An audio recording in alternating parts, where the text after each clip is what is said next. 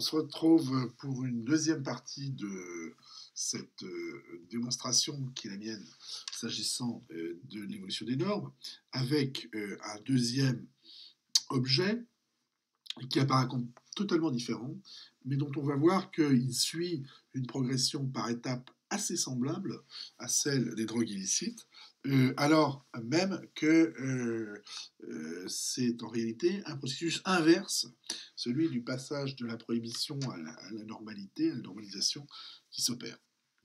Euh, donc c'est ce que j'appelle, faute de mieux pour l'instant comme vocabulaire, l'homosexualité. C'est le vocabulaire qui a prévalu pendant très longtemps, notamment à la fin du XXe siècle, pour désigner ce que... Alors là encore, il faut, comme à chaque fois, définir notre objet de façon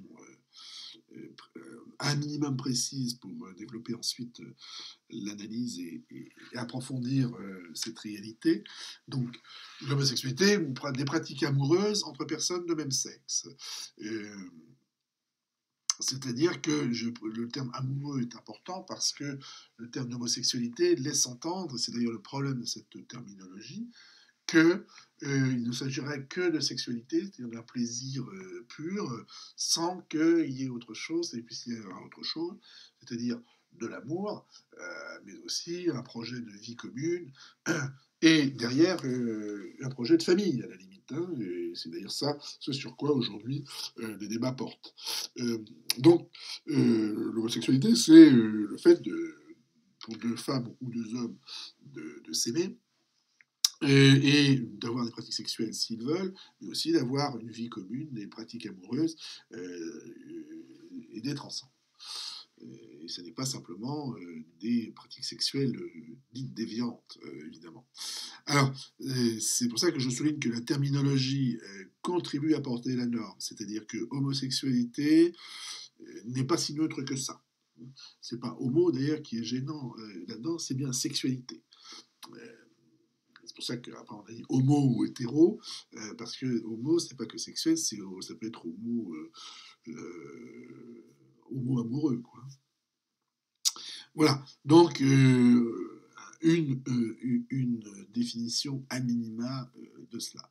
Alors, comme pour les drogues illicites, on va remonter à principalement au XIXe siècle, qui est une période durant laquelle l'homosexualité est parfaitement prohibée, ou en tout cas réprouvée, c'est-à-dire que c'est quelque chose d'absolument intolérable, qu'on n'imagine pas que ça puisse exister, et que si ça existe, ça apparaît comme quelque chose d'un peu bestial, d'un peu aberrant, voire il y a dans les milieux catholiques une référence diabolique, c'est-à-dire que c'est le diable qui a jeté son dévolu sur ces personnes pour avoir des pratiques diaboliques, parce qu'elles sont contraires à la norme catholique notamment, enfin en tout cas chrétienne et religieuse, dominante en Europe, et que, et évidemment on sait que dans le monde musulman c'est exactement la même chose, et donc qui est insupportable. Donc cette première période est une période où l'homosexualité est prohibée, mais c'est surtout qu'elle est pensée comme quelque chose qui n'est pas naturel, hein, quelque chose qui est monstrueux, une difformité, qui n'est pas seulement une aberration sociale, mais une aberration de la nature. Alors pourquoi cela? Parce que la norme dominante, celle qui est portée pas seulement par l'État, mais surtout par l'Église, et l'Église catholique, pour ce qui nous concerne en Europe, enfin en Europe, en France en tout cas, parce qu'il y avait les protestants aussi, c'est le fait que la norme, c'est d'avoir une famille hétérosexuelle, bien sûr, qui soit destinée principalement à la reproduction. Hein. C'est-à-dire que être un homme, une femme, former un couple, c'est pas pour avoir des rapports sexuels, c'est même pas à la limite pour s'aimer profondément. Je vous parlerai au second semestre de l'histoire de l'amour, qui lui aussi a une histoire normative. Mais c'est pour fonder une famille, avoir des enfants et reproduire l'ordre social. C'est la fonction de la famille, et donc la fonction du couple, et donc la fonction de ce couple qui doit être nécessairement hétérosexuel, et que toute la mythologie, évidemment, chrétienne notamment, tourne autour de l'hétérosexualité, avec le mythe fondateur, bien sûr, d'Adam et Ève. Et tout ce que vous voudrez, si vous lisez l'Ancien Testament, il y a beaucoup, beaucoup de sexualité, mais qui est toujours hétérosexuelle. Donc c'est la norme que l'hétérosexualité, parce qu'elle fonde la famille. Hein. C'est ça sa raison d'être. Et donc, est-ce qu'il existe des pratiques homosexuelles à l'époque? Oui. Elles sont relativement rares car réprimées. Et donc, elles ne peuvent pas avoir lieu en public. Elles ne peuvent avoir lieu qu'en privé, de façon très cachée, clandestine. Et si elles ont lieu, elles sont très fortement stigmatisées comme étant des pratiques uniquement sexuelles, donc associées à un plaisir pervers, et que l'on nomme pour les hommes la sodomie, parce que l'idée c'est de l'acte de sodomie comme étant une espèce de pratique sexuelle complètement aberrante, et pour les femmes le saphisme, hein, le Sappho qui était dans la légende une femme qui avait des pratiques homosexuelles, en se souvenant que d'ailleurs, Sodomie vient aussi de Sodome, qui était une région de l'Antiquité où se retrouvaient des homosexuels, en tout cas où il y avait des pratiques homosexuelles, donc de sodomites, comme on les appelait, encore au XIXe siècle. En se souvenant que durant l'Antiquité, je ne vous remonte pas l'histoire jusqu'à cette époque-là, mais durant l'Antiquité grecque en particulier, les pratiques sexuelles et homosexuelles étaient assez courantes et pas réprimées, et parce qu'elles ne s'opposaient pas à l'ordre social, c'est-à-dire à la constitution de la famille qui, elle, était hétérosexuelle. Donc, il y avait à la fois l'hétérosexualité et l'homosexualité, et l'homosexualité faisait partie des petits plaisirs qu'on pouvait avoir par ailleurs et qui n'étaient pas forcément réprimés. Vous voyez que des sociétés qui ont toléré l'homosexualité ne sont pas nouvelles, hein, elles ont existé il y a 2000 ans. Mais revenons à notre 19e siècle européen. Donc, pour dire que les pratiques, quand elles ont lieu, sont clandestines, très mal vues, etc. Et c'est toléré, ou en tout cas, on ne va pas dans les chambrées voir s'il y a des actes de sodomie ou de saphisme, mais on va, si quelqu'un est connu ou reconnu comme ayant ces pratiques-là, il va être tout à fait tenu à l'écart de la société, un petit peu montré du doigt, réprimé, considéré sous le manteau comme étant quelqu'un de très louche. Il va y avoir des problèmes pour s'insérer socialement au XIXe siècle. Et à tel point que certains qui restent célibataires tardivement auront ce soupçon qui leur pèseront sur les épaules, que ce soit des hommes ou des femmes. Voilà, et que certaines. Alors, moyennant quoi, certains qui ont des tendances homosexuelles sont évidemment obligés de les réprimer, de les refouler, de ne pas les pratiquer, et donc ne restent célibataires, ou bien, mieux que ça, rentrent dans les ordres, ce qui est une manière de sublimer son homosexualité et d'aimer Dieu plutôt que d'aimer son prochain du même sexe. Idem chez les femmes, entrer dans les ordres. Donc, voilà. Hein. En revanche, est-ce qu'il y a de la prohibition? Est-ce qu'il y a... pardon, il y a de la prohibition, mais est-ce qu'il y a de la répression? Donc, l'homosexualité est condamnée par la loi. C'est-à-dire qu'on peut être condamné à de la prison, soit pour des pratiques homosexuelles, soit pour de l'incitation à l'homosexualité.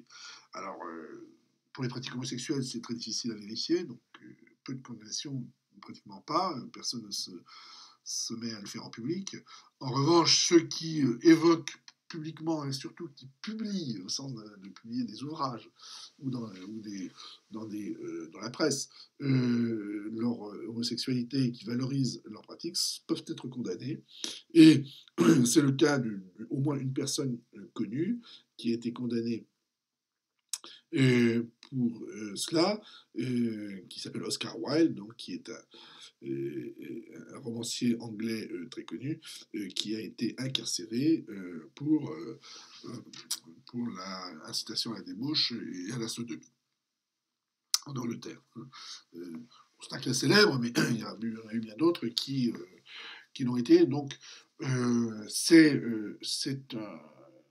la prohibition prend forme. Il faut bien que la norme puisse, pour que la norme puisse exister, il faut qu'elle soit pratiquée, mise en pratique par les institutions, et que les institutions, à un moment donné, trouvent des cas limites pour que la norme puisse prendre corps dans des pratiques institutionnelles de condamnation, d'incarcération, de punition, de pénalisation, etc., qui rappellent aux autres qu'ils n'ont pas intérêt à développer ces pratiques. Donc la prohibition est réelle, ça n'est pas que une intolérance morale, etc.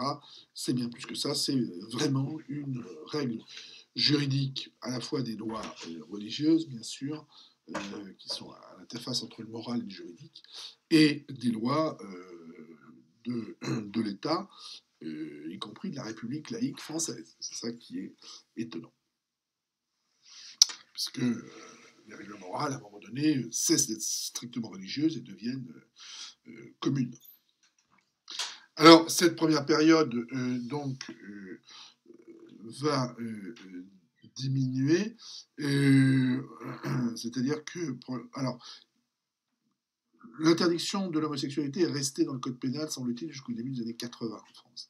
Bon, en réalité, évidemment, là, elle n'était plus du tout appliquée, cette loi, et qu'il y a une espèce de tolérance, de dépénalisation de fait, c'est-à-dire qu'on ne condamne pas les gens parce qu'ils sont homosexuels, mais le maintien dans l'immoralité et la pathologie, je vais y revenir. Alors, il y a un épisode quand même qu'il faut souligner, c'est l'épisode de la Seconde Guerre mondiale, durant lequel l'homosexualité a été très vivement réprimée par le régime nazi, bien sûr, et par le régime de Vichy, et que on se souvient que les juifs devaient porter une étoile jaune, et bien les homosexuels devaient porter un triangle rose. Donc on voit à quel point cette prohibition pouvait prendre un caractère tout à fait réel et concret, et certains homosexuels ont été déportés envoyés dans les camps de concentration du simple fait de leur homosexualité. Et qui apparaissait évidemment pour le régime nazi comme une abomination, une aberration, une impossibilité, quelque chose d'inhumain. C'est cela dont il s'agit. Maintenant, hormis cet épisode et cet épisode de la Seconde Guerre, l'homosexualité devient tolérable, mais il faut éviter de l'afficher. Grosso modo, on sait qu'il y a des homosexuels, on sait qu'il y a des homosexuels célèbres, mais on n'en parle pas. C'est une espèce de secret comme ça qu'on ne dit pas, et on sait qu'un tel dans la famille est homosexuel, mais on va dire que c'est un vieux garçon. Tout le monde sait que Jean Marais et Jean Cocteau sont amants, mais bien sûr personne ne le dit, à commencer par eux qui n'y font absolument pas allusion dans leurs interviews ou quoi que ce soit. Hein, Charles Trenet est un autre exemple célèbre qui a dû traverser la guerre et qui a été particulièrement en difficulté à cette période-là à cause de cela. Mais qui s'en est sorti, on lui a reproché d'ailleurs d'avoir fréquenté les Allemands pour ça.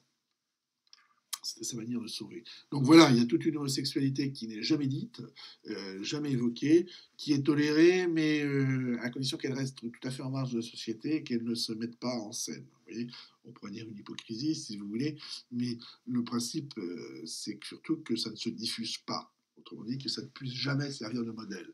S'il y en a qui sont un peu comme ça, c'est une... Alors, on va considérer, à partir de cette époque-là, que c'est une déviance un peu pathologique. C'est-à-dire que ça n'est plus inhumain, ça n'est pas totalement immoral, mais c'est une espèce de problème un peu psychologique, voire psychiatrique. Et d'ailleurs, l'homosexualité rentre dans les catégories de la psychiatrie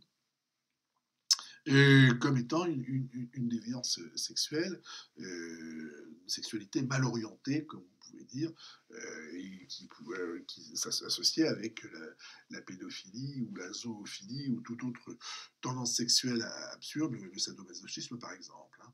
Et par conséquent, relevant de quelque chose qui mérite que, à la fois, on ne s'apitoie pas, mais on considère que ce n'est pas la faute des gens, c'est pas leur faute s'ils ont cette déviance-là, mais qu'il faut la contenir, il faut éviter de la diffuser, et que s'ils la pratiquent, on n'en veut pas trop, on n'en veut pas trop, mais qu'ils ne doivent pas, euh, s'ils y trouvent du plaisir, en tout cas, diffuser l'idée de ce plaisir associé à l'homosexualité.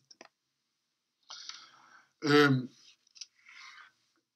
c'est donc une période qui, enfin, comme il n'y a pas de texte de loi difficile à dater, mais qui couvre toute la première moitié du XXe siècle, pardon, et qui progressivement, ben, on est un peu plus tolérant de plus en plus.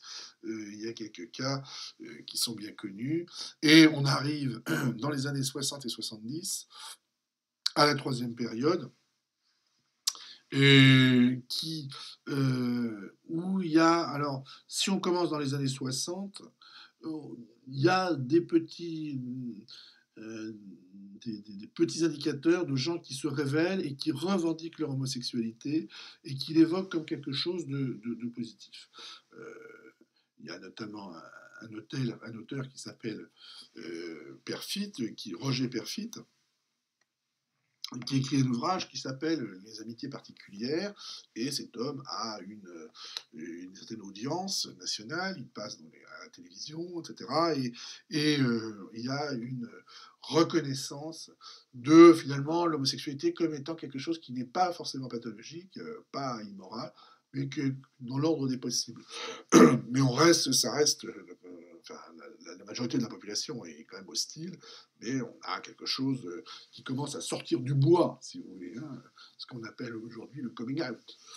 Enfin, depuis plusieurs dizaines d'années, mais à l'époque, c'était simplement les gens qui acceptaient de se mettre, de révéler leur homosexualité et quasiment de la revendiquer comme quelque chose de légitime, d'acceptable.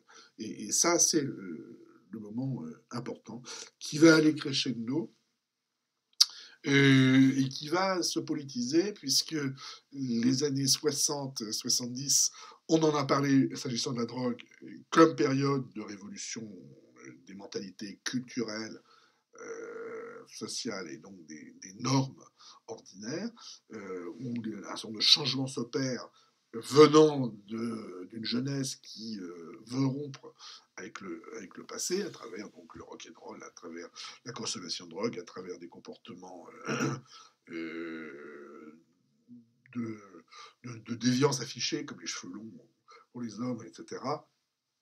Et à travers des revendications politiques anarchistes, disons, marxistes, le flower power, etc. Bon.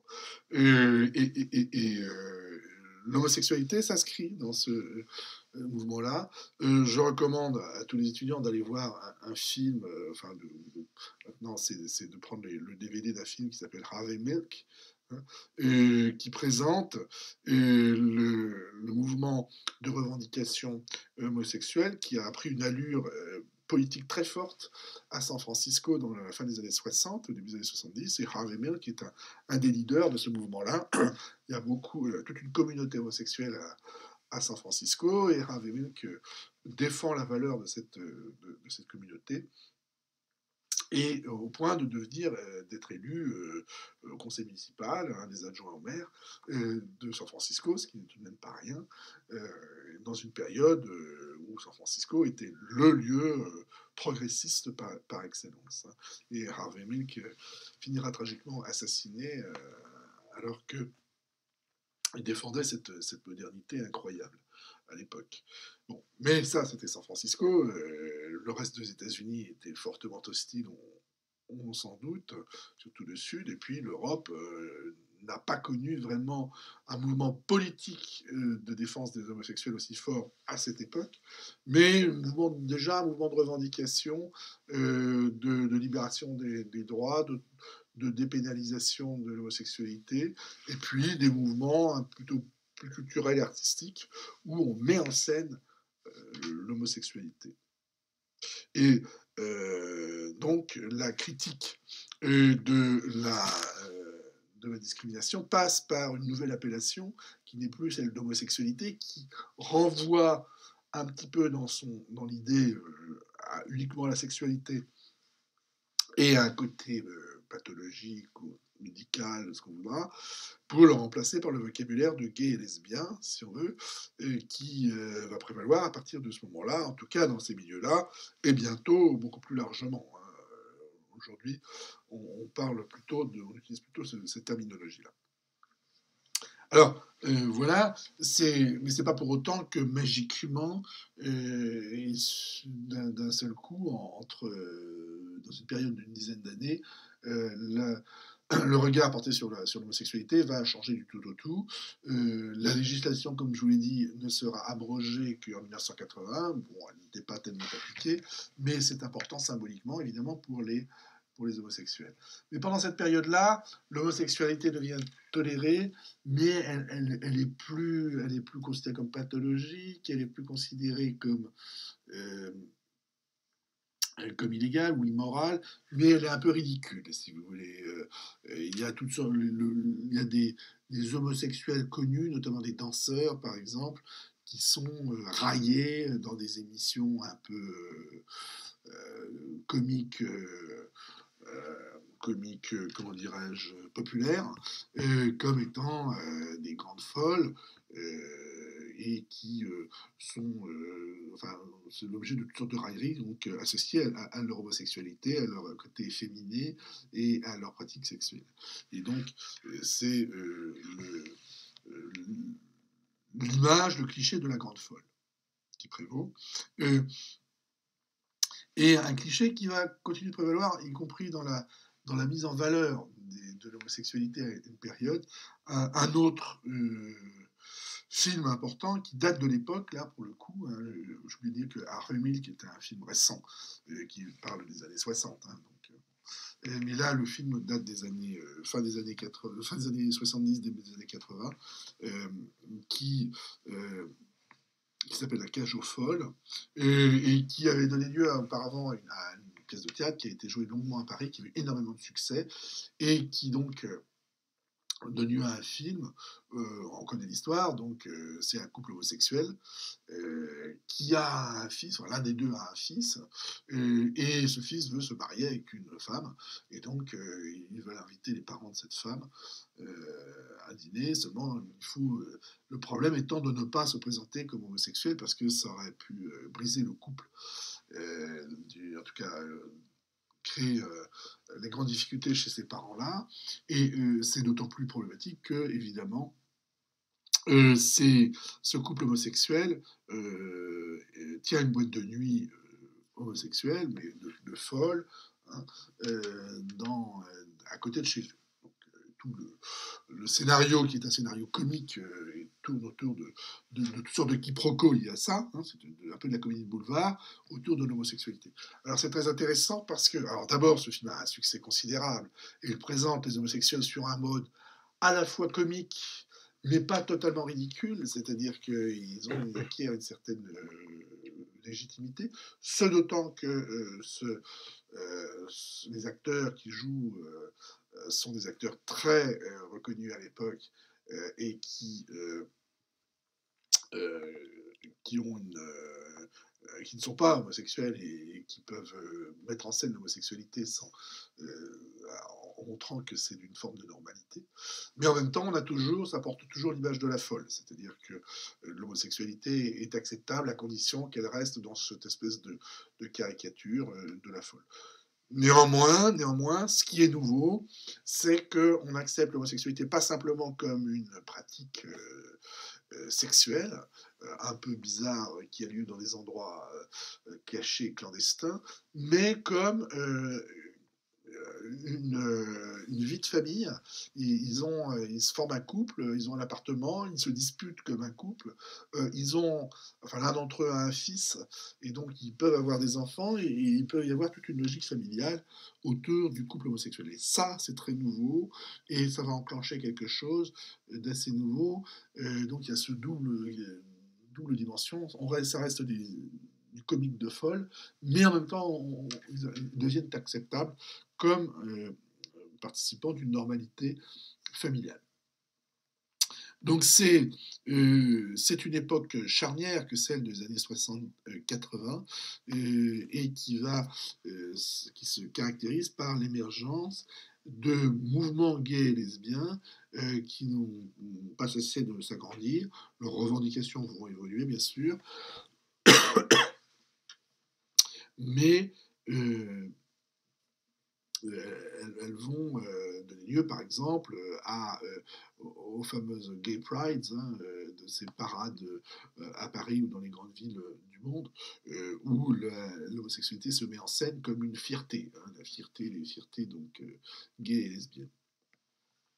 Et donc, c'est une période où il y a une inversion, ce qu'on appelle en sociologie une inversion du stigmate, c'est-à-dire que ce qui était stigmatisant, négatif, etc., eh bien, par effet de militantisme, par effet de revendication, par effet de coming out, c'est-à-dire du fait de mettre en scène ces pratiques auparavant considérées comme déviantes, eh bien, on acquiert de la légitimité et on acquiert de la reconnaissance et on acquiert de la fierté d'être ce qu'on serait censé être honteux d'être auparavant.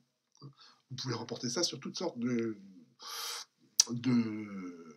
domaines, par exemple le handicap, qui était un peu honteux pendant très longtemps, commence à sortir depuis 15-20 ans aussi de sa clandestinité pour s'afficher et devenir, même être fortement mis en valeur à travers le handisport, par exemple, et les Jeux olympiques pour handicapés.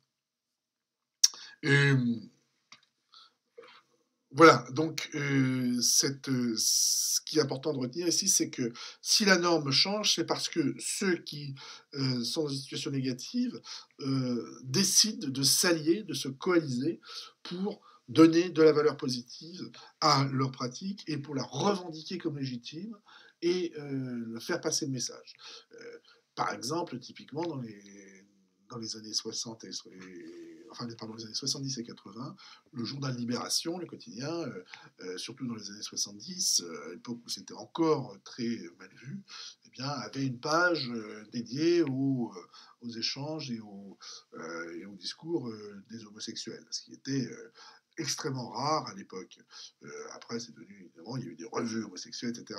Mais c'était quelque chose d'extrêmement rare et c'était une porte ouverte vers la légitimation de l'homosexualité. C'est comme ça que les choses deviennent possibles parce qu'il y a des changements qui s'opèrent dans les médias, dans les discours militants, etc. Et donc, je souligne encore ici l'importance de choses qui n'apparaissent pas spontanément comme étant des facteurs de changement de normes, mais qui sont très puissants, comme la littérature, les arts, la musique par exemple, et puis bien sûr les médias. Mais les médias souvent ne font que relayer des choses qui ont été produites par la littérature, par les arts, ou par aussi évidemment le militantisme politique. C'est pour ça que je vous parle beaucoup de pièces de théâtre, de romans, de films. Ça n'est pas parce que c'est ma passion, c'est parce que sans que ce soit leur objectif premier, ils contribuent très largement à faire évoluer les normes. Et on peut dire la même chose, évidemment, pour la drogue. Je vous renvoie à ce que je vous ai dit sur le romantisme narcotique. Alors, quatrième période, donc, c'est là encore le sida qui joue un rôle important. Et donc, dans les années 80, le mouvement homosexuel prend de la vigueur, etc. Ils sont en phase de légitimation, sauf que intervient le choc du sida. Je dis le choc parce qu'évidemment, vous le savez sans doute, le sida frappe massivement la communauté homosexuelle parce qu'il y a beaucoup d'échanges de pratiques sexuelles et le le virus se diffuse très vite dans cette collectivité. Et donc, de nombreux homosexuels sont frappés par le sida, décèdent, enfin, sont malades, etc., ils décèdent, ce qui est bon, extrêmement préoccupant pour eux. Et puis surtout, c'est l'occasion pour ceux qui sont tenants de la morale, disons, traditionnelle, opposée à l'homosexualité, de revendiquer, de saisir cette occasion pour rappeler que l'homosexualité est une déviance. Preuve en est que la biologie les condamne, voire certains ont parlé d'une punition de Dieu. Donc on voit bien derrière que c'est la bonne vieille morale religieuse qui est hostile à l'homosexualité et qu'on ressort des arguments qui est l'occasion de restigmatiser les homosexuels en montrant que leur pratique est immorale, et preuve en est qu'ils subissent une espèce de punition liée à cela. Évidemment, ça aurait pu être l'occasion pour l'homosexualité de retomber dans une prohibition, en tout cas dans une clandestinité et dans une illégitimité. Mais la communauté était quand même extrêmement solide et a eu cette réaction qui a consisté à non seulement à revendiquer son homosexualité, mais surtout à développer elle-même des pratiques de réduction des risques, de protection, de responsabilisation, etc., montrant sa maturité, montrant sa capacité à dominer l'épidémie et à être des gens responsables, et ni des malades, ni des immoraux, ni ce qu'on voudra. Et par conséquent, à reconquérir une légitimité de la sorte. Ce qui fait que, par exemple, toutes les pratiques de prévention ont été préconisées par les homosexuels, qui étaient d'ailleurs les premiers militants contre le sida, les premiers à se mobiliser sous la forme d'associations bien connues, qui sont AIDS, par exemple, qui consistaient à aider les malades sidéens après leur condamnation, non seulement pour les soigner, mais pour les encadrer socialement, psychologiquement, etc. Et puis des mouvements de revendication pour que se développe la recherche médicale contre le sida, etc., etc. Donc il y a un mouvement très important de mobilisation, non pas contre la morale dominante, mais pour se protéger du sida et pour développer des pratiques qui permettent d'éviter ces effets du sida. Moyennant quoi, donc, ils ont gardé une légitimité. Ça a été assez décisif, puisque si on se souvient de cette période, donc c'est les années 90, et très vite, donc, à la fin des années 90, en 98, si mes souvenirs sont bons, un texte de loi va sortir qui va permettre de créer un lien familial au sein des couples homosexuels. C'est le fameux PACS, P-A-C-S, et qui permettait de créer ce lien, que des personnes homosexuelles non pas se marient encore, mais forment un couple qui soit reconnu un minimum par la loi, pas tout à fait au niveau du mariage, mais on était en bonne voie. Alors vous voyez que ça va assez vite, et si ça va assez vite, l'une des raisons, c'est que le sida a frappé, que ça a contribué à légitimer dans le public l'homosexualité, à en faire des victimes plus que des immoraux ou des punis par Dieu, et que surtout, au sein du mouvement homosexuel, ça a permis à ce que les couples homosexuels stables soient mis en valeur. C'est-à-dire qu'auparavant, ce qu'on voyait surtout, ceux qui militaient, étaient des homosexuels qui avaient des pratiques sexuelles, mais qui n'étaient pas forcément en couple, qui aspiraient peut-être à le devenir, mais qui étaient dans une homosexualité très communautaire, très collective, avec dans des bars, des lieux collectifs, des associations, etc., et où il y avait beaucoup de pratiques collectives. Et les pratiques de couple homosexuels existaient déjà auparavant, des couples installés, disons, depuis longtemps, mais ils n'étaient pas les plus visibles.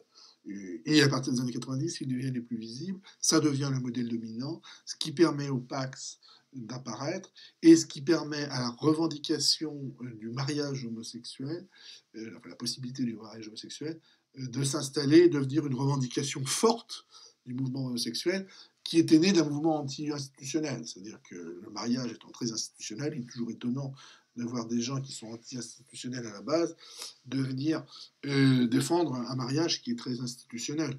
Une époque où les hétérosexuels se marient de moins en moins.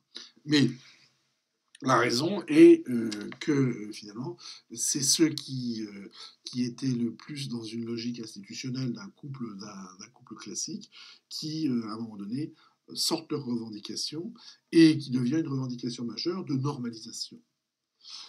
Et évidemment, donc, on débouche dans les années 2000 et 2010 pour la France vers la légalisation du mariage pour tous, donc qui a été adoptée par une loi, oui, parlementaire de 2013 et qui a donné lieu, comme on le sait, à un mouvement d'opposition à cela, où on a vu les vieux arguments sortir. Mais les arguments, si on les regarde de près, n'étaient pas contre l'homosexualité, ils étaient contre l'homoparentalité, en réalité. C'est-à-dire le fait, non pas que des gens puissent avoir des relations sexuelles au sein du même sexe, ça c'était devenu acceptable. Mais ce qui est inacceptable, c'est qu'ils fondent une famille. Ce qui nous montre bien que le péché original, l'idée à la base, la norme dominante de tout ce qui prohibe l'homosexualité ou tout ce qui s'y oppose, c'est l'idée d'une famille classique, traditionnelle, hétérosexuelle, susceptible de reproduire l'ordre familial, puisque les arguments qui ont été sortis à cette occasion-là étaient que si les enfants avaient des parents homosexuels, ça allait créer des désordres psychologiques qui allaient créer des désordres sociaux et politiques dans la société française. C'est toujours la même crainte du désordre social. Quand quelque chose est contesté, quand il y a de la norme prohibe quelque chose, c'est au nom du risque du désordre social. Et c'est ça qui était présent dans les discours de ceux qui étaient opposés au mariage pour tous en 2013. Et après, on peut aller voir politiquement, religieusement, quelle était leur origine et quelles étaient leurs intentions. Mais simplement en analysant sociologiquement le discours, on s'aperçoit que petit a, l'homosexualité est devenue acceptable, mais que petit 2, ce qui est inacceptable, c'est la transformation de la norme familiale, que le couple homosexuel mettrait en danger la norme familiale d'une famille qui reproduit l'ordre social. Or, on sait bien qu'il y a déjà des enfants qui sont issus de couples homosexuels qui sont adultes, et les études montrent que ça n'a strictement aucun effet négatif sur leur psychologie, et qu'il n'y a pas plus d'enfants homosexuels il n'y a pas plus d'homosexuels parmi les enfants de couples homosexuels que parmi les enfants de couples hétérosexuels. Donc l'homosexualité ne se reproduit pas de génération en génération dans le cas des couples homosexuels. Donc voilà, hein, vous voyez comment se joue à travers ce processus qui se déroule sur une centaine d'années lui aussi, ce processus, comment se joue l'évolution des normes dans une lutte entre des acteurs sociaux, ceux qui défendent l'institution et qui sont porteurs de la norme dominante, ceux qui sont clandestins, puis de plus en plus tolérés, puis revendicatifs, et qui progressivement font changer la norme. Ce n'est pas les mentalités qui changent, hein. C'est les acteurs sociaux qui provoquent la transformation des normes, qui font changer les normes, que ce soit les normes morales, les mentalités, et bientôt les normes légales. Mais ce qu'il faut voir aussi, c'est que les normes légales changent aussi les normes morales. C'est-à-dire que le fait que le Pax ait été voté et que ça n'a pas eu de conséquences épouvantables, comme on nous l'avait promis auparavant, eh bien, fait en sorte qu'aujourd'hui, le mariage est possible et que ceux qui s'y opposent admettent le principe du Pax, ou en tout cas le principe finalement qu'il y a un couple homosexuel formé. Mais ils n'acceptent pas que ce couple devienne famille. C'est là que le bas blesse pour eux. Voilà. Donc, c'est une lutte. Hein. Les normes, l'évolution des normes est le produit d'une lutte. C'était la même chose. On l'a vu, sauf que c'était pas des mouvements sociaux très importants. Encore que, en tout cas, c'est l'institution qui l'a emporté s'agissant des drogues. Ici, c'est plutôt les groupes sociaux qui étaient stigmatisés qui l'ont emporté contre la prohibition de leur pratique et donc qui ont fait changer les normes et qui ont fait qu'aujourd'hui, on peut dire que l'homosexualité est normalisée. C'est-à-dire que même si dans une importante proportion de la population, on considère toujours ça comme étant quelque chose d'un peu bizarre, on n'aimerait pas que ses enfants soient homosexuels, et on trouve ça une atteinte à la virilité, une atteinte à des choses évidentes et à des choses naturelles en quelque sorte. En tout cas, on estime que des gens qui ont une vie homosexuelle sont parfaitement normaux, ont le droit, et même ont le droit de se marier, et même pourquoi pas de fonder une famille et d'avoir des enfants. Donc c'est ce que j'appelle le processus de normalisation. La chose devient évidente, incontestable, et rentre dans la loi. Et par conséquent, on est aujourd'hui on est passé de la prohibition à la normalisation de l'homosexualité, et inversement pour les drogues. Et donc, la conclusion qu'il faut retenir fortement, c'est non seulement que les normes peuvent évoluer et s'inverser au fil du temps, pas du jour au lendemain, mais dans un processus sociologique et socio-institutionnel long, mais que ça n'est pas simplement des normes morales qui évoluent naturellement parce qu'il y aurait une tendance naturelle à évoluer, mais c'est le produit de lutte sociale. Et ce sont des acteurs sociaux qui font valoir leur position pour faire prévaloir des normes, soit des normes qui légalisent, soit des normes qui prohibent. Voilà pour aujourd'hui. On se retrouvera bientôt pour parler de déviance et puis après de contrôle social pour terminer ce cours de ce premier semestre.